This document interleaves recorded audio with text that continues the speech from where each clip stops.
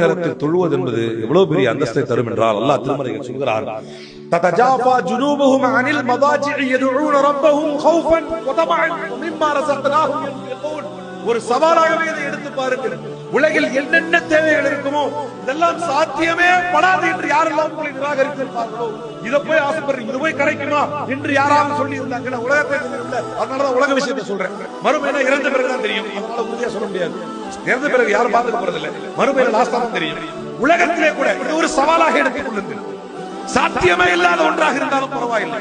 ததஜாஃபா ஜுனூபுஹும் அனில் மதாஜிஇ யதுஊன ரப்பஹும் கௌஃபன் வ தமஅன் வ மிம்மா ரஸக்னாஹும் யன்ஃபிகூன். அல்லாஹ் திருமறையில் சிலரை பற்றி சொல்கிறார், அவர்களுடைய விலாப்புறங்களை அல்லாஹ்வின் மீது ஆதரவு வைத்தும் அல்லாஹ்வின் மீது பயம் வைத்தும் இரவிலே உறங்கிக் கொண்டு அவர்களுடைய உறக்கத்தினுடைய அந்த தலையணைகளில் இருந்து அவர்களுடைய படுக்கை அறைகளில் இருந்து தங்களுடைய விலாப்புறங்களை ஒதுக்கி வைத்து அல்லாஹ்வை எழுந்து வணங்குவார்கள். அப்படிப்பட்டவர்களை அல்லாஹ் சொல்கிறார்.